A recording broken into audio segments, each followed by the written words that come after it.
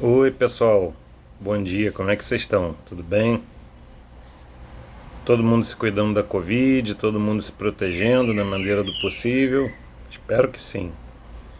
Bom, vamos lá, gente. Hoje eu não tenho nada de tiro, hoje eu não tenho nada de armas. Hoje tem um papo que eu quero bater com vocês e quero dividir essa opinião com todos vocês. A gente viu o Fantástico agora do dia 6 passado, semana passada, domingo, uma especialista, eu estou colocando entre aspas pelo seguinte: quando você é especialista, você geralmente fez uma pós-graduação, um MBA, isso te torna um especialista, né? Então você teoricamente tem uma pós-graduação, um MBA que te tornou especialista e você diz em quê? Olha, eu sou especialista em eu sou pós-graduado em direitos humanos, eu sou pós-graduado em marketing, enfim, a cadeira que for, você pode ser doutor, você pode ser mestre, você pode ser especialista, que é o primeiro grau das três especializações. E uma especialista, ela criticou do Instituto Sou da Paz, se eu não me engano, esqueci o nome dela, ela criticou com muita veemência os CACs, né, colecionadores, atiradores e caçadores, uma categoria a qual eu me incluo, como se fosse. Aliás, o deputado Marcelo Freixo também tem o hábito de dizer, inclusive eu vi uma declaração dele, ele menciona que nas bocas de fumo do Rio de Janeiro, que é onde ele é e onde eu moro também, 80% das armas das bocas de fumo são oriundas do comércio ilegal de armas, né? E essa especialista, ela teve a ousadia de dizer que aquele ataque que teve em Criciúma, chamado Novo Cangaço, né? Que desde a época do Lampião, nosso querido Lampião, que ainda é usado aí por um monte de gente, ele já trabalhava nesse tipo de maneira. Ele sitiava a cidade, cercava a polícia e saqueava tudo que podia, entrava na casa das pessoas, roubava os bens dela, enfim. Esse novo cangaço, ele não é Bolsonaro que inventou, nem surgiu na época do Bolsonaro, muito menos, minha gente, com a flexibilização das armas, que é tão combatida pelo pessoal, né? Então vamos lá, eu vou falar para vocês um pouquinho que eu entendo de arma, que eu sou um cara curioso, não sou especialista não, tá? Sou um curioso nesse assunto. E eu aprendi o seguinte: a gente viu duas armas ali naquele assalto de Criciúma, que é o AK-47 com aquele pente curvo, que ele é muito usado no Oriente Médio, esse tipo de arma. E até onde eu sei, o pente curvo, ele dá a ideia de ser usado por uma arma automática, ele alimenta mais fácil uma arma automática, tá? Por que eu estou falando isso para vocês? Porque quem não conhece a área, quem não conhece leis que regem os CACs, a gente que é caçador, atirador e colecionador, eu me enquadro em duas categorias dessa. Eu não sou caçador realmente, porque aqui no Rio só se a gente caçasse bandido. A gente não tem essa possibilidade de caçar. Então eu optei por não me filiar a um clube porque eu achei desnecessário, né? Os caçadores e atiradores e colecionadores, eles são regidos por COLOGs, por normas do Exército Brasileiro. Em todas as normas, em todo tipo de armamento que é permitido comprar, a primeira proibição rígida nesse sentido é que um colecionador, atirador ou caçador não pode ter uma arma automática, né? Então, essa história, essa falácia, essa mentira de que uma arma automática que está hoje na mão do tráfico, que é comprado facilmente no Paraguai, é comprado facilmente nas fronteiras, a gente tem tido inclusive uma quantidade muito maior no governo Bolsonaro de armas apreendidas e drogas apreendidas, e segundo especialistas de verdade, inclusive essa é o grande incentivo desse tipo de assaltos a banco, entre outras coisas, porque a quantidade maior de apreensão de drogas, o pessoal dos partidinhos aí ficam loucos, porque a maioria é usuário de droga. Isso aí é fato. Eles defendem o uso livre de droga, eles defendem a descriminalização da droga, né? E defendem em causa própria, porque talvez sejam financiados por ela de alguma maneira. A gente não sabe dizer, eu não posso afirmar nada porque eu não tenho esse conhecimento, né?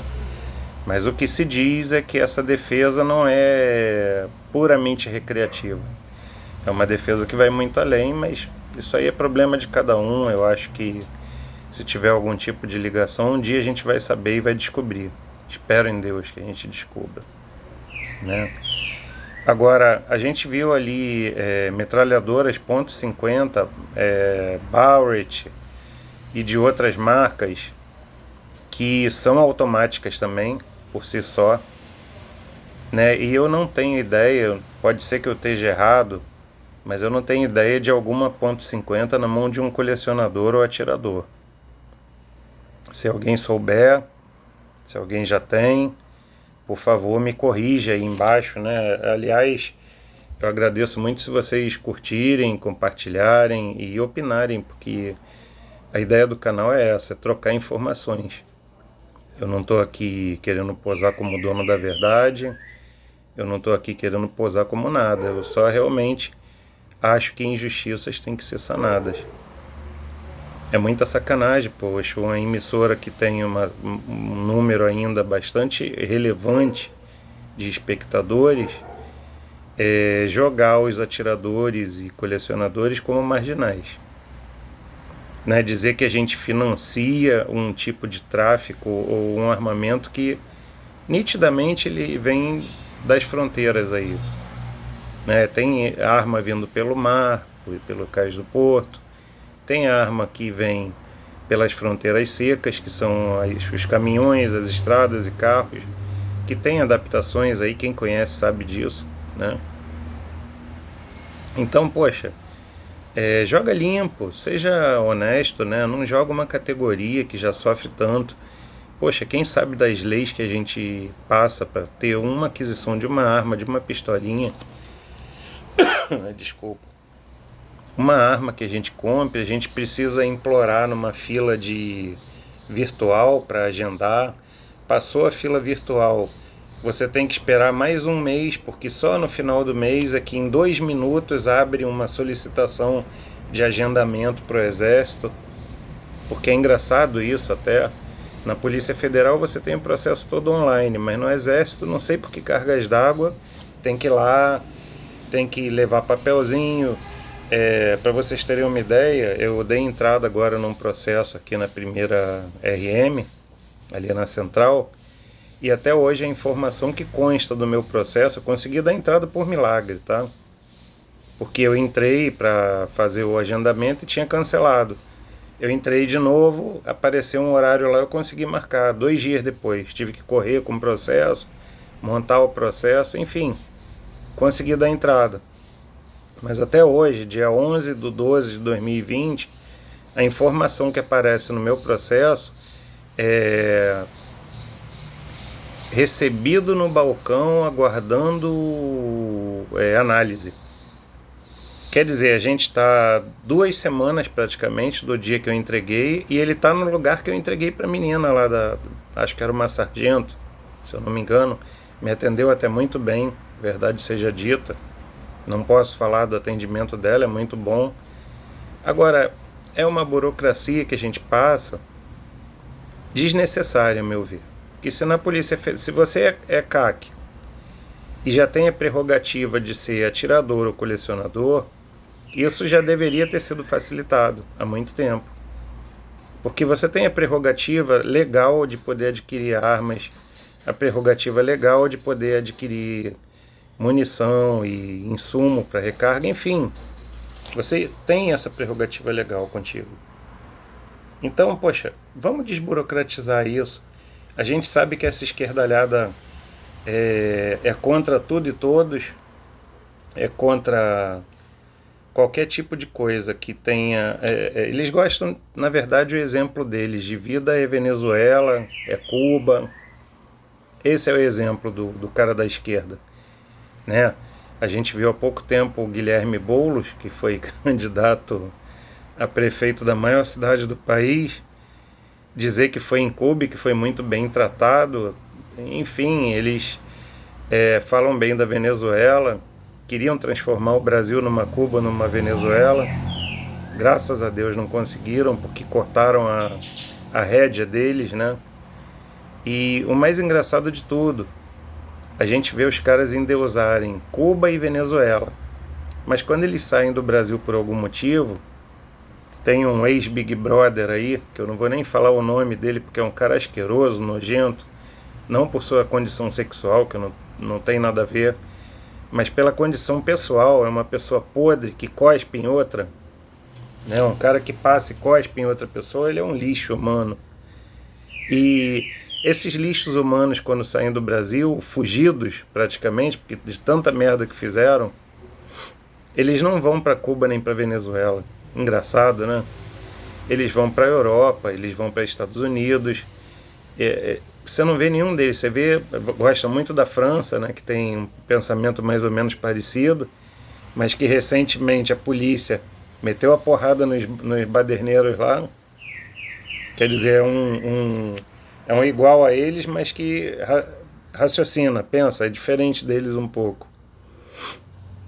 E quando esse tipo de especialista falar, gente, eu acho que cabe às associações de tiro, caberia até a Polícia Federal e ao Exército, se a gente analisar legal, né? Porque eles estão indiretamente sendo culpabilizados de uma coisa que não tem culpa, porque se a lei é praticada por eles, teoricamente isso torna eles como coautores. Se está havendo um derrame de munição e de arma, que nem está falando, e o Exército dá um documento que permite o cara fazer isso, ele está sendo coautor. Peraí, está sendo um crime, eu estou sendo citado, eu vou dizer ao menos que o cara não pode ter uma arma automática. Eu vou ao menos lançar uma coluninhazinha no jornal e vou entrar na justiça e mandar ao jornal que mentiu, que fez uma ilação ridícula. Eu vou exigir isso judicialmente, que a emissora, o jornal, todos os meios dessa emissora possam falar a verdade realmente. Isso seria um país mais sério, né? Um país que os caras que deveriam liberar um esporte não fossem desarmamentistas também. Porque o procedimento que a gente vê nos órgãos de liberação de leis para armas e, enfim, para o esporte de um modo geral, ele é desarmamentista ainda tem esse ranço da esquerda desarmamentista. Isso não vai cortar assim. Eu acho que cabe a nós. Infelizmente demos um exemplo extremamente negativo nessas últimas eleições, colocando 7 pessoas que eram de um partido radical que não faz nada pelo país. A verdade toda é essa. Falam aí de uma CPI das milícias que o deputado Marcelo Freixo coordenou, mas essa CPI das milícias, de lá para cá eu só vi aumentar a milícia. Então é uma CPI das milícias que foi falaciosa também. Ele se projetou nacionalmente, tanto que é deputado federal hoje em dia, né? Apesar de não fazer nada também. Eu vejo ele reclamar, eu vejo ele dar chiliquinho, eu vejo ele entrar contra tudo que o governo faz, né? Esse pessoal da esquerda é tão ridículo, tão sem noção, tão chega a ser infantiloide às vezes, que a gente viu, eles falavam muito mal do Eduardo Paes, né? Mas porque o Bolsonaro apoiou o Marcelo Crivella, eles começaram a apoiar o Eduardo Paes. Quer dizer, o cara mete o malho, chama de ladrão, de um monte de coisa, mas para ir contra o presidente, tirar a força do presidente, eu vou apoiar o rival dele. Eu, particularmente, sou eleitor do Bolsonaro, mas não gosto do Marcelo Crivella, né? Eu acho que a gente não pode ser Maria vai com as outras. Eu acho que o viés político ele tem que ser acompanhado do viés ideológico, viés de raciocínio. Eu não vou jamais, se o Bolsonaro for pego roubando, que nem aconteceu com um determinado ex-presidente, e esse ex-presidente foi preso e todo partido que esse ex-presidente participou foi preso, eu jamais vou falar Bolsonaro livre, porque eu acho que o lugar de bandido é na cadeia. Né? Então, não estou falando aqui nada do Crivella, não sei se ele roubou, se ele deixou de roubar, tá? Mas eu, particularmente, gosto do Eduardo Paes, acho ele um candidato bom, acho ele um candidato, um cara que trabalha, que gosta realmente do Rio de Janeiro, e não vi isso no Marcelo Crivella. Né? Eu acho que, não por ser evangélico e eu ser do Candomblé, eu acho que não tem nada a ver uma coisa com a outra. Eu acho que pessoas não se medem por religião. Religiosos tem bons e maus, em todas as religiões tem. E não é porque o cara é evangélico que eu vou odiar ele porque eu sou do Candomblé. Isso não tem nada a ver, minha gente. Isso aí eu acho que é infantilidade também, né? Eu fui muito questionado quando declarei apoio ao Bolsonaro, porque segundo eles dizem, eu sou do Candomblé e quem é do Candomblé, o Bolsonaro é evangélico e não gosta de outra religião. Isso é problema dele. Né? Isso, a meu ver, é problema dele. Se ele fala mal do Candomblé, ele vai ter que ser meu presidente, sendo eu candomblecista e ele evangélico ou não. Eu quero que ele faça pelo Brasil, eu não quero favor de ninguém. Trabalho pra caramba, graças a Deus, mesmo com a pandemia. Estou em casa, são 8h47, vou acabar logo porque eu cumpro o meu horário, eu cumpro meus afazeres, graças a Deus, né, e aos orixás que eu acredito. As minhas vendas são maravilhosas, foram boas esse ano, então eu contribuí bastante para a minha empresa, eu acho que é isso que vale. Se você fizer o teu, não importa a religião do cara, é problema dele a religião dele. Acho que ele erra muito, Bolsonaro erra muito, Bolsonaro fala demais. Eu acho que ele, como presidente, ele deveria ter um outro viés, mas isso ele vai aprender com o tempo ou não. Eu acho o seguinte, a esquerda deveria pensar, sabe em quê? Se ele errar e fizer tanta coisa errada como dizem assim, em 2022 ele não vai ser reeleito e acabou. A democracia é isso, minha gente. A gente teve que aturar Lula e a quadrilha dele 16 anos, né? E a gente aturava numa boa. Ele dando dinheiro para Congo, ele dando dinheiro para Venezuela, ele construindo uma porrada de coisa mundo afora com dinheiro a perder de vista. Presidentes usando o nosso dinheiro e dizendo na cara dura que não ia pagar de volta, e ficou por isso mesmo. Ninguém sabe disso aí, ninguém está cobrando. Agora vamos ser coerentes com a gente mesmo, né? Vamos largar um pouquinho essa coisa de ou ele ou nós, ou porra, o cara é presidente de todo mundo, até da esquerda. Vamos torcer que ele faça um bom governo para esse país deixar de piorar um pouquinho. Falou, gente, um abraço aí, desculpa, obrigado por me aturarem e um abraço a todos, tá?